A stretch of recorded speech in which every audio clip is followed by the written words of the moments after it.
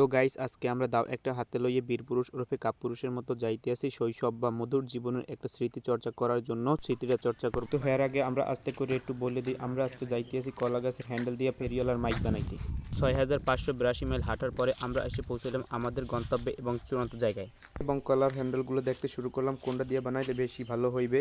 একটা দেখলাম এটাও ভালো লাগতেছে না, এটাও বেশি ভালো লাগতেছে। এরপর 6 মাস 3 রাত 9 দিন খোঁজার পরে একটা পাওয়া গেল, সে আবার আমার থেকে 36 ফুট লম্বা। কী করা যায়? মতে 382 ফুট উঁচে উঠে একটু লাভ দিয়ে তারে কোপ দিয়ে ফালাই দিলাম।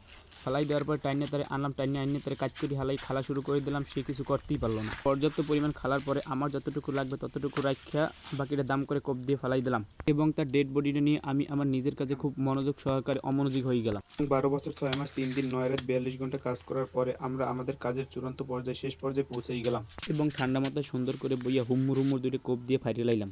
বইয়ে বইয়ে কাজ করতে আমার পাজরের হাড্ডিতে জং ধরে গেছে, তাই একটু খাড়াই লইলাম। তাই এটার 6 মাস যত্ন সহকারে দেখলাম, দেখার পরে আদর যত্ন সহকারে এটার মাজা কোমর যা আছে সব ঠান্ডা মাথায় বাংলাম। অনেক কিছু বিসর্জন ও অনেক বাধা বিপত্তি পার করে আমরা বানাই ফেলাইলাম ফেরিয়ালার মাইক। তো এখন যেহেতু সব কাজ শেষ তাই একটু বাজাই দেখি কেমন আওয়াজ হয়। খুব সুন্দরই তো আওয়াজ হইতেছে। বাহ, ছোটকালায় অনেক বানাইছি এগুলো, কিন্তু এখন আর বানানো হয় না তেমন বেশি। তখনই মনে পড়ে শৈশবের কথা, তখনই আফসোস হয় আবার যদি ফিরে যেতে পারতাম সেই মধুর জীবনে।